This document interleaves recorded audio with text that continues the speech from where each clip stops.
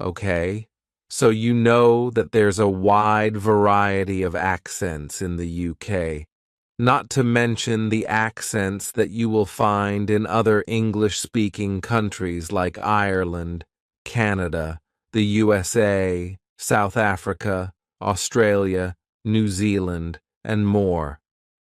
So, obviously, there are accents that we associate with these different countries, but also within each country, there are many different accents too, particularly in the UK.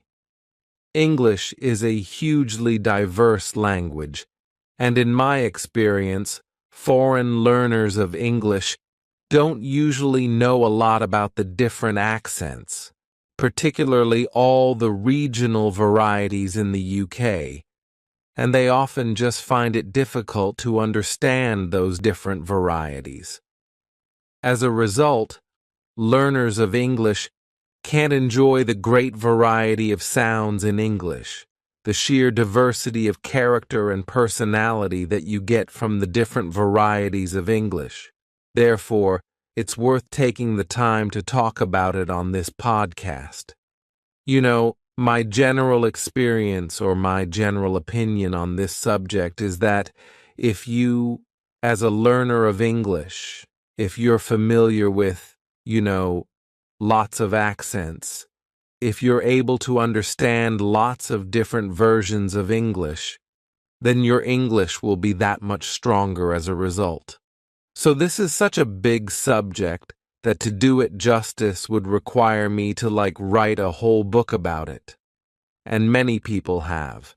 For example, David Crystal and Ben Crystal wrote a book called You Say Potato, which is a really great book. I've been listening to the audiobook version of it, and I listen to it again and again because it's full of useful information and stuff. You Say Potato by David Crystal and Ben Crystal is an example of a, big, thick book that covers the whole subject of accents. So it's a big subject worthy of a whole book's worth of commentary. So I'm not writing a whole book about it. Instead, I just do episodes about accents fairly regularly on this podcast in an effort to cover as much of the topic as possible.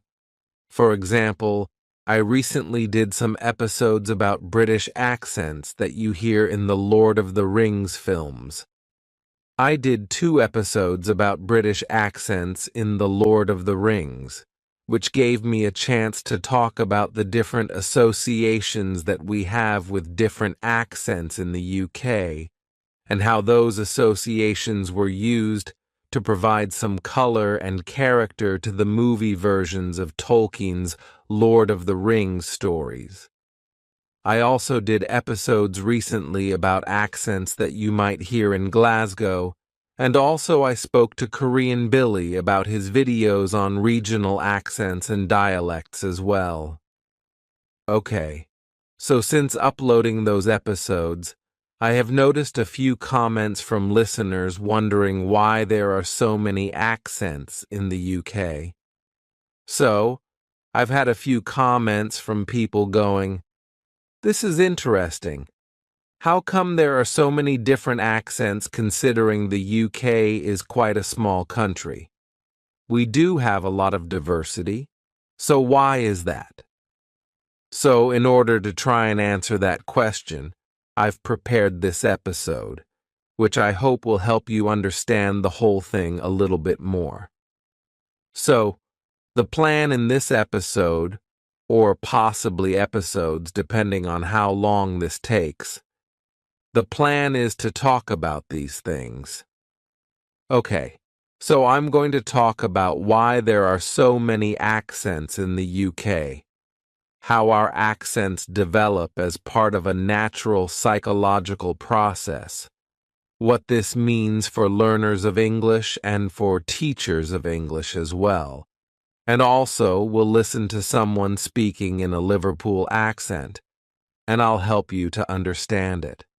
Right.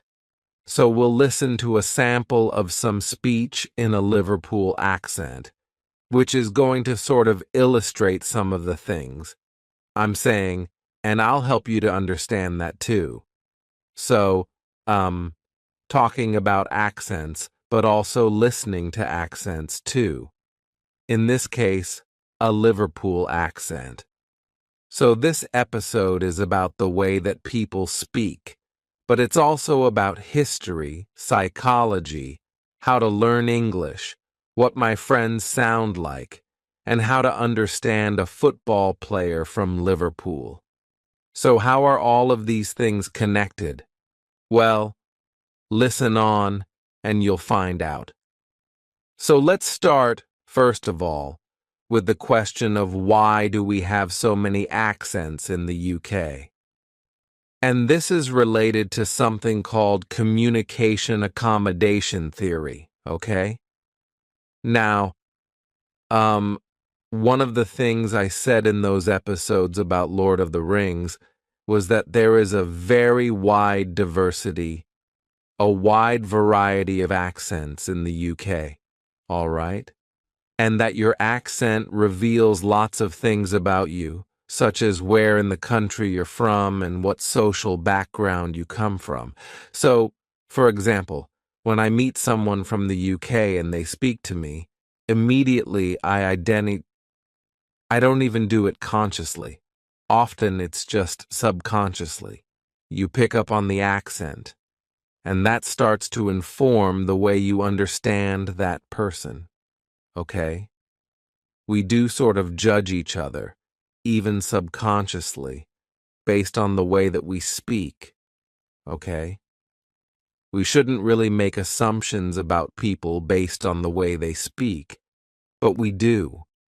And the way that people speak often is an indicator of things like their social background, and also, obviously, which part of the country they come from. But it's not just geography. It's also about sort of social background. An accent can reveal quite a lot about that. So remember when I say accent, this simply means the way that you pronounce the words that you're using. And if you remember from a recent episode, one of the things I mentioned was this quote from George Bernard Shaw, a writer. And the quote said, "It's impossible for an Englishman to open his mouth without making some other Englishman hate or despise him." That's a quote that I read out before, which, is basically a way of illustrating that English people judge each other based on the way they speak. For example, if someone speaks in a very posh upper-class voice, some people might think, "Oh, bloody posh idiot," or something. Or if someone speaks with a very strong local accent, other people might immediately assume that they're working class, or that they're uneducated or something like that. So we do make these assumptions about each other, unfortunately. Now, that quote from Bernard Shaw, "It's impossible for an Englishman to open his mouth without making some other Englishman hate or despise him." That quote does give the impression that we all hate each other, doesn't it? It sounds like we all, one person speaks and everyone's just despising them. It sounds like we all hate each other. I don't really agree that that's the case. The point which is being made by that quote is that we just have prejudices about each other's accents, and that this is an expression probably of the class system in the UK. The class system which arguably still exists in the UK, all right? For example, middle-class people probably look down on people with strong regional accents and maybe even resent people who speak with very posh accents and so on. There's a certain level of judgment that goes on, right? That's what that suggests. Now, Here's a comment from the Indian not long ago from a listener called Nick, who is a regular commenter in the comments section. Hello, Nick. So this is what Nick wrote. Nick wrote in response to one of the episodes about accents. He said, "What a complicated life there in the UK. Everyone resents each other because of their accents. Now, we don't really resent each other, but we do judge each other a bit. But, we also love each other's accents as well." And Nick goes on to say, "Wow, I never thought that accents in the UK had such an important role in people's lives." And yes, it's true, Nick. Yes, accents are fairly important indicators of our identity, but they're also a source of great fun and joy and amusement and celebration. And Nick says, "Ariel, thanks for this episode. You opened up the UK in a new way for me. Even though I knew about different accents in the UK and from your podcast as well, I somehow didn't realize the deep meaning of accents in English life." And Nick continues, and he says, "But I don't really understand how it happened that you have so many accents in quite a small area.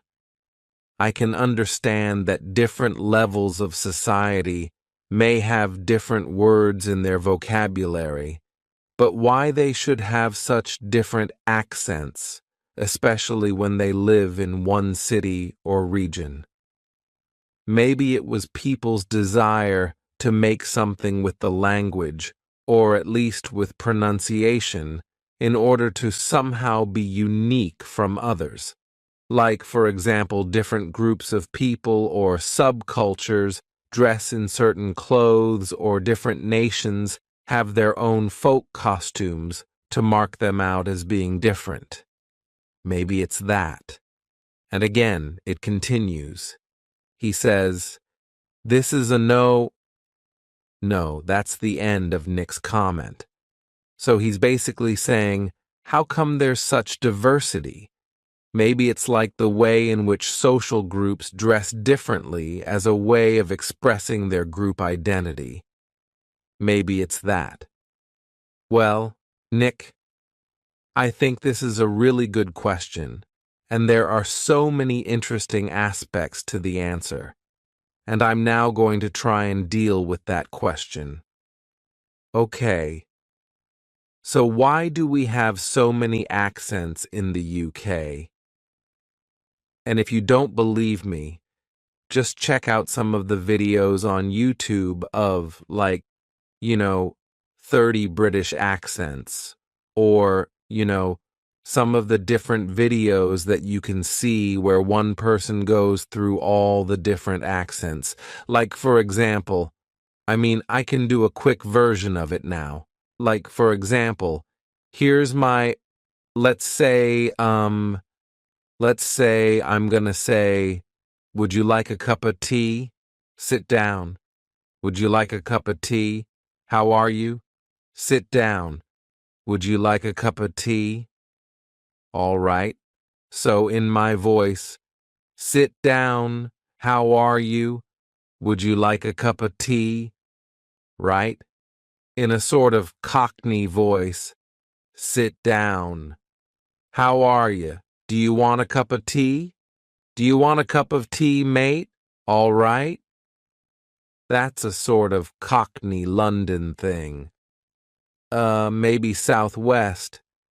"All right, my loves. You want a nice cup of tea? Sit down." That's a bit crap, wasn't it? "Sit down. Would you like some tea? All right, my love? All right?" In Birmingham. "All right? Hmm? All right? All right, mate? How's it going? How are you? Do you want a cup of tea?" Um, Liverpool. "Always. Do you want some tea? Do you want a cup of tea? Coming out to my house?" Um, I'll make you some tea. We'll sit down. We'll play some PlayStation. For example, Manchester. All right, mate. How's it going? Do you want some tea? Do you want a cup of tea, mate? All right. Newcastle. Do you want a cup of tea, man? Do you want a cup of tea? Um, I mean, these might all sound the same to you because, as I said, you're not familiar with them, but, anyway, that's just a little sample of different accents. All right, so how come we have so many accents? Now, this could be explained by something called communication accommodation theory, or CAT for short. This could be explained by a cat. Okay, I could just get a cat to come. Hey, cat, come on. Come on. Come on, Whiskers. I don't actually have a cat here who's going to explain it. That would be good, to be honest. That would be really good if a cat, like literally a cat, came in and just explained it all to you. That would be amazing, right? That would be the best podcast or best YouTube video ever. Unfortunately, I don't have a cat to explain the accent phenomenon, but I do have a theory, which is called communication accommodation theory, or CAT for short. Now, accommodation. Let's just take out the word accommodation because you probably already know the word accommodation because you're thinking like hotels, apartments, places to stay. Like, when you go on holiday, you need to book your accommodation. That's one meaning of the word accommodation. There is another meaning of it too. If we look at the Collins Dictionary online, you'll see that they define, this is the third definition of accommodation on the Collins Dictionary website. They say that accommodation is a kind of agreement between different people which enables them to exist together without trouble. Okay, so an agreement that's not a written agreement like a contract, but it's just a sort of social or psychological tendency for people to come closer to each other and form communities based on shared behavior. That's accommodation. That sense that people are kind of acting or behaving or communicating in similar ways as an expression of their community, right? Accommodation. People accommodate to each other, meaning that people sort of come closer to each other and form communities. If we look at the Wikipedia page for communication accommodation theory, it says that communication accommodation theory is a theory of communication developed by Howard Giles. Howard Giles is a professor of linguistics, I think. Let me just check, just to make sure that I'm saying the right things about Howard Giles. Howard Giles is a British-born professor of communication at the Department of Communication at the University of California in Santa Barbara, in the United States of America. A British professor who works in America. He came up with the idea of communication accommodation theory. This theory argues that when people interact, they adjust their speech, their vocal patterns, and their gestures to accommodate to others.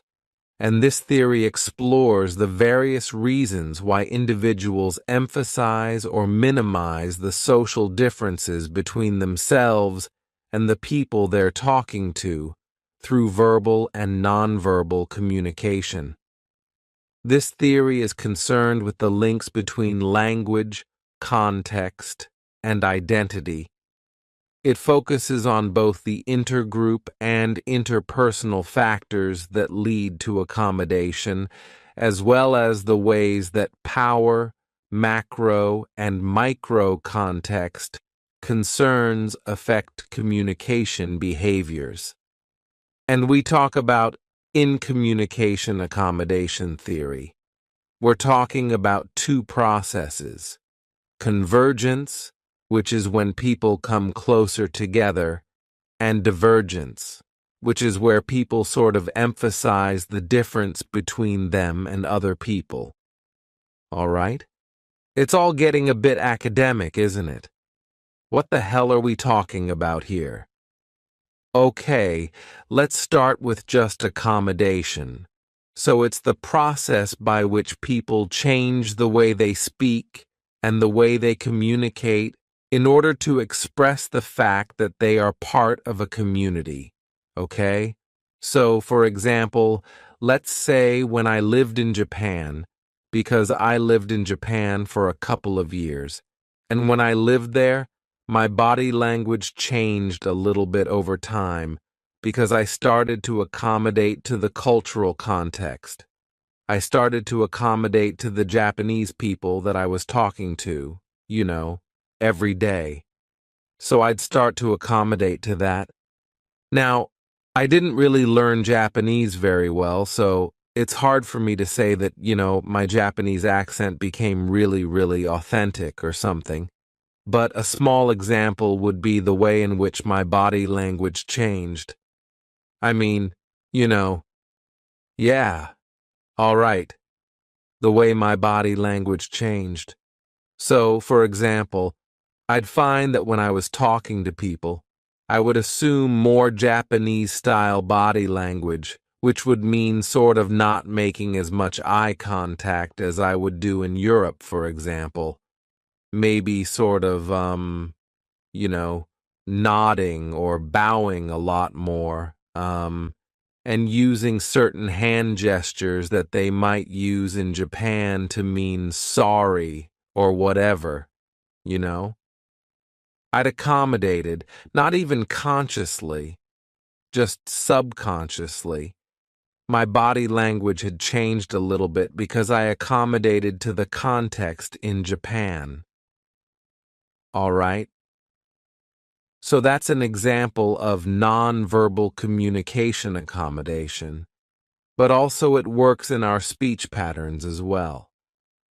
For example, when I lived in Japan, I used to work with a group of Australian people. They were other teachers in the school where I worked, and they were Australian. So I spent a lot of time hanging around, working and socializing with this group of Australian guys. And, my speech patterns started to accommodate to Australians. So I didn't develop a full-on Australian accent or anything. I didn't become Aussie. But just certain things. The typical example in Australia is the rising intonation, That's rising intonation when your voice sort of goes up at the end like that, at the end of sentences. Now, obviously, Australian people don't do that all the time, but they do it a little bit more than, my friends back home in England. Like kind of going up at the end of a sentence. G'day, mate. Here you go. Oh, you teaching this class? Okay, for example. But anyway, rising intonation. So I came back from Japan after having spent time with Japanese and Australian people, nodding and going up at the end of sentences. Basically, there's just two examples of how my communication accommodated to the people I was with. Now imagine that sort of thing, imagine that process, but taking place throughout someone's life, taking place over generations as well, to the point at which whole communities of people are communicating and behaving in similar ways as a sort of expression of the fact that they belong to that community. That gives you an idea of how, this process can lead to specific accents being formed in certain areas. For example, if you live in Liverpool, you're going to converge with the other people in Liverpool as an expression of the fact that you belong to that community, and you're going to diverge probably from people in Manchester, let's say, Manchester, which is, another big city not far from Liverpool, but, if you're in Liverpool, you'll be sort of proudly Liverpudlian, and, you might support one of the Liverpool football teams, and you will associate yourself with Liverpool, not with Manchester. And you probably won't like Manchester United. And there are many factors like that that cause you to behave and act in a way that, is the same as the group of people that you associate with. And that includes speaking in the Liverpool accent that your parents have and that the other people in your town have. Okay. So, communication accommodation theory suggests the way we communicate is an expression of our desire or our natural tendency to become part of a social group. Okay. Scott Thornberry. Scott Thornberry is, a well-known, English teacher and writer. He's written lots of really good books about English teaching, and he's kind of a bit of a legend in the world of English teaching. Scott Thornberry also wrote a blog article about this, and I'm kind of reading from this as well a little bit, or quoting from it. So this whole thing of communication accommodation theory, this could explain why there are so many different accents associated with different regions in the UK. For example, why people in Liverpool speak differently to people in Manchester, or why the Cockney dialect or Cockney accent came about. Now, I'll speak more about that in a moment. It could also explain why we naturally change the way that we speak depending on the people around us. It could explain why speaking to a diverse range of people and socializing and actually speaking, communicating to a diverse range of people is very good for your accent. And it could explain why native English speakers sometimes change the way that they speak when talking to foreigners. Okay? For example, when traveling or meeting a foreign person, sometimes you find that native English speakers adapt the way they speak without even realizing they're doing it, to the people they're speaking to. And that might explain why, for example, that might explain that your English teacher might not be speaking completely naturally to you in a classroom situation. Sometimes, not all teachers, but sometimes the tendency is to unconsciously adapt your communication style to the people you're talking to. So now I'm going to try and deal with these things. I'm going to try and talk about them in a bit more depth, okay? But not necessarily in that order that I've just given you there. Let's talk about this thing about why native speakers sometimes adapt their language when talking to foreigners. Okay, now, according to Scott Thornberry, that published author of English teaching books, according to Scott Thornberry, there are two versions, two ways in which native speakers accommodate to non-native speakers when they're talking to them. Okay, there's two versions. He says there's caretaker talk and foreigner talk. So these two different things, caretaker talk and foreigner talk. And this is what he says. He says, quote, "This is especially obvious in the way that we talk to children and non-native speakers using forms of talk called caretaker talk and foreigner talk, respectively. Both varieties are characterized by considerable simplification, although there are significant differences. Caretaker talk is often pitched higher, and slower than talk used with adults. So caretaker talk is the way that adults might talk to children. Are you all right? Do you know which class you're going to?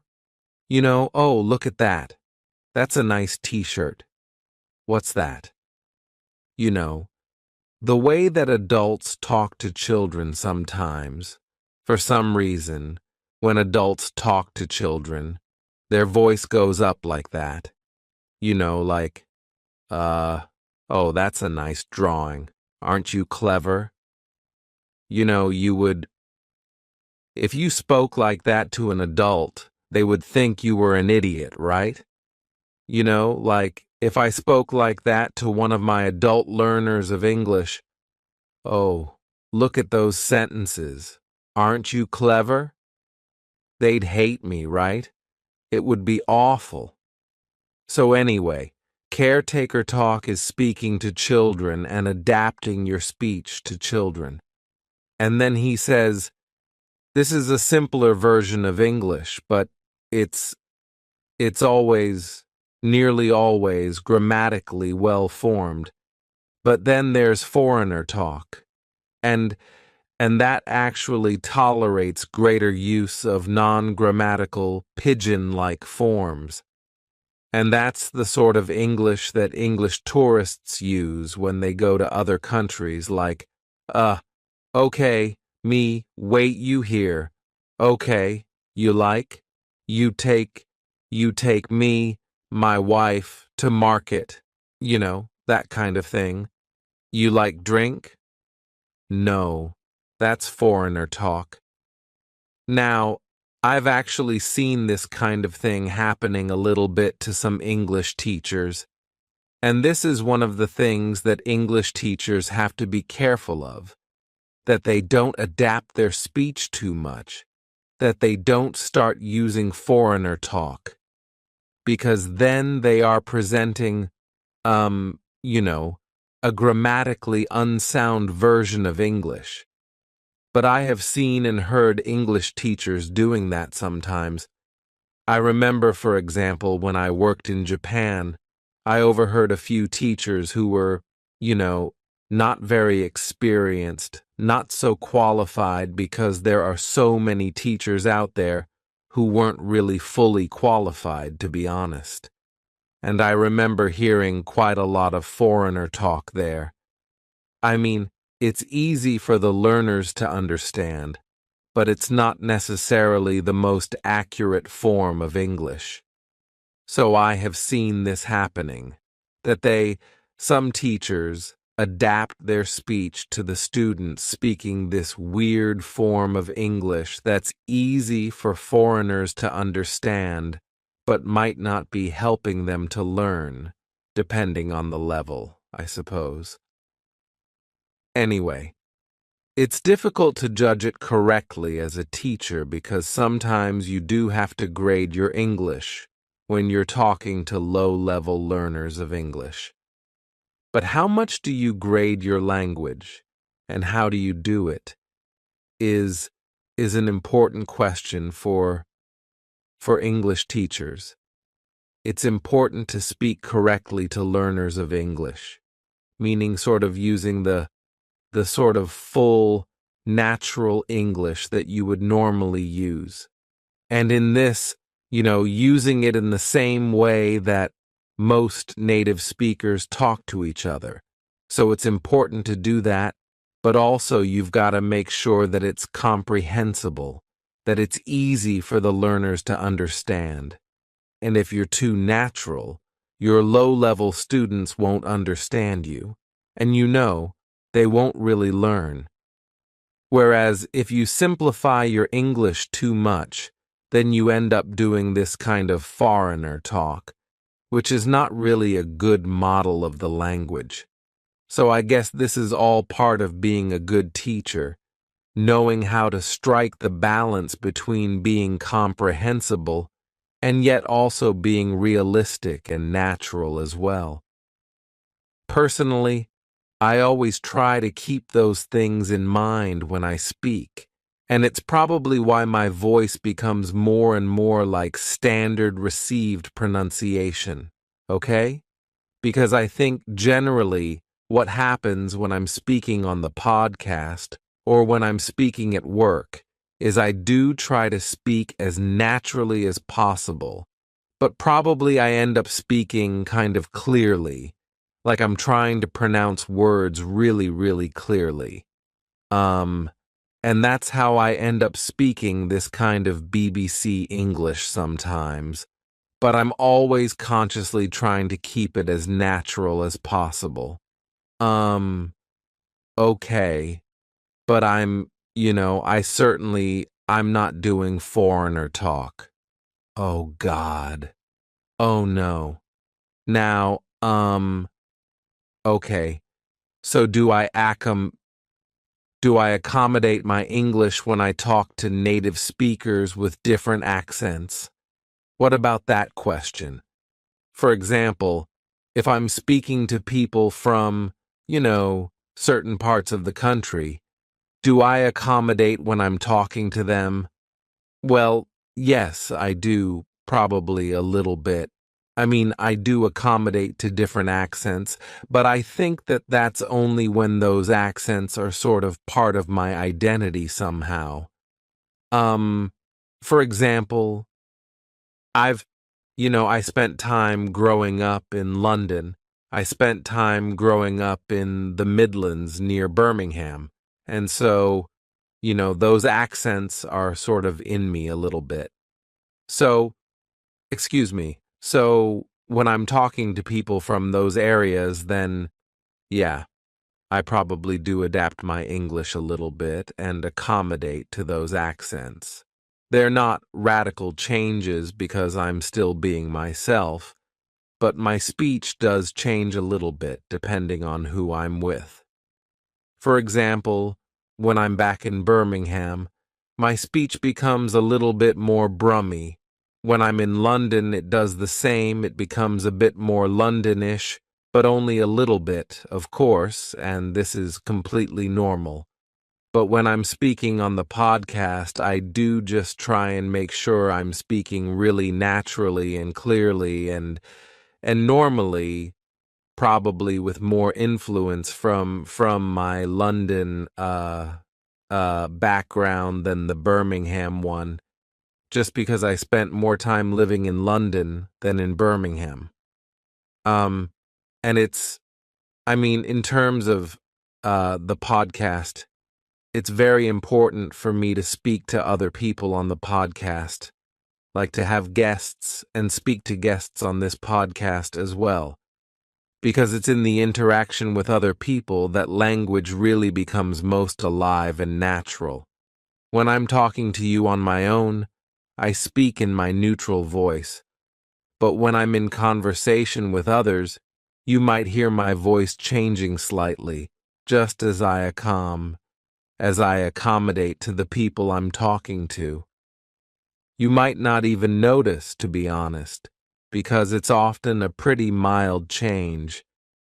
Perhaps it doesn't happen that much because I'm still aware that I'm being listened to by my audience. But if you want to check it out, if you want to try and decide for yourself whether I adapt my speech when I'm speaking to guests versus when I speak to my audience on my own like this, then you could check out some of the episodes in the archive. For example, you could check out the ones where I spoke my struggle for learning. My accent didn't really change that much. But maybe if I'd spent the weekend in London just hanging out and talking, my accent might have changed a little bit more. And I'm now gonna avoid mentioning the same thing about, when I worked with Australian people. I did pick up some of the accent from them because I spent a lot more time with them than just like an hour on a podcast. Certainly, when I'm back in Birmingham, my accent changes a bit, because that's where I spent a lot of time when I was younger. For example, I don't know. All right, mate. How's it going? All right, yeah. Do you want a drink? Do you want a drink? Yeah. Do you want to join a pint? Come on, let's go to the pub. You know, you might not have noticed that, but okay, here's me doing it in London. All right, mate, yeah. Do you want to join a pint? Come on, let's go down the pub. That's London. And then when I'm in Birmingham, it might be like, all right, mate, how's it going? You all right?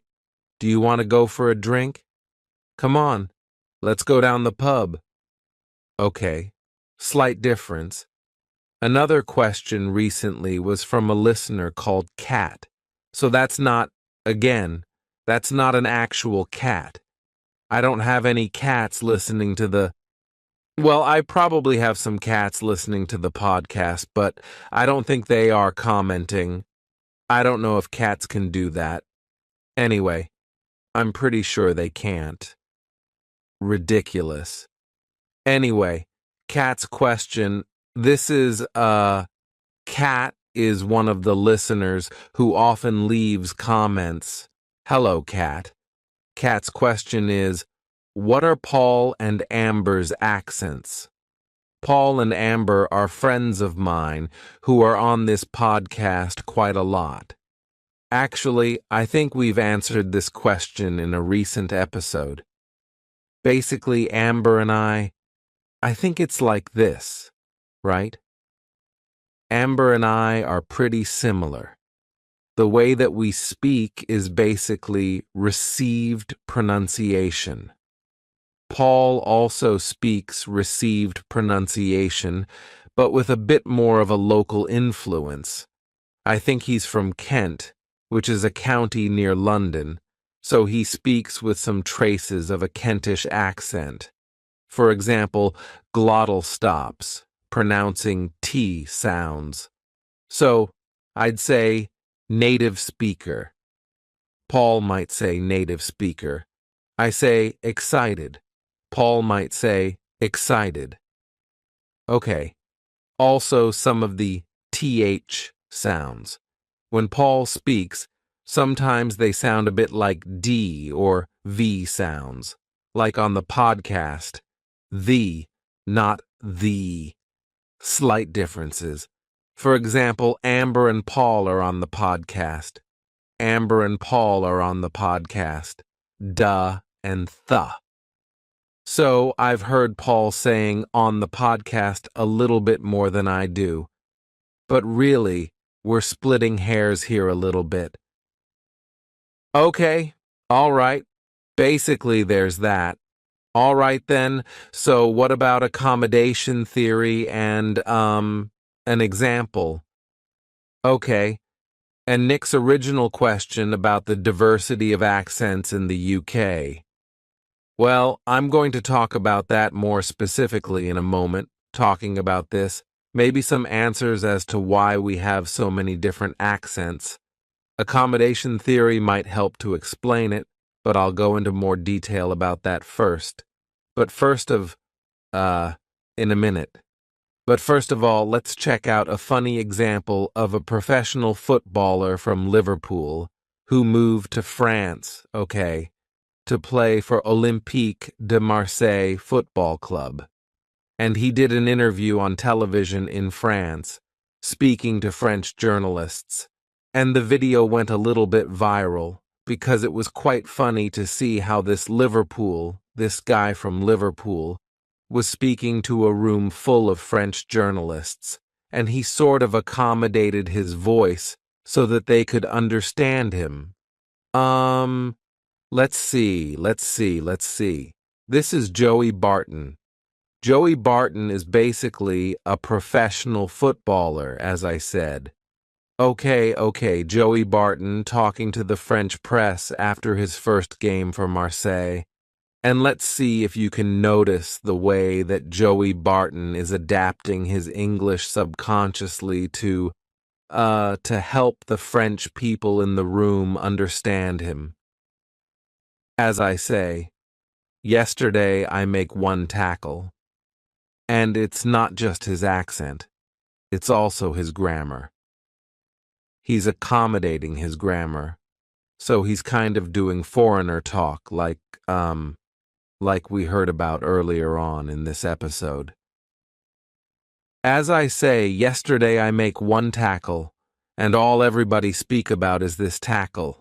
Nobody speaks about a 50-yard pass that kills Balmont and because a red card for him, and nobody talks about the shot that, Landry would have been happy to see. You know, he didn't see the ball, never mind have a chance to save it.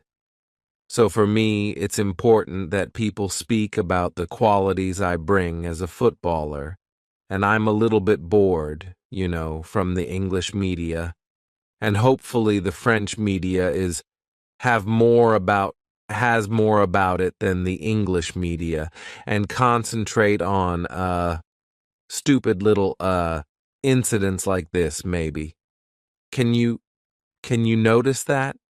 Can you hear the way he's sort of sounding a little bit French?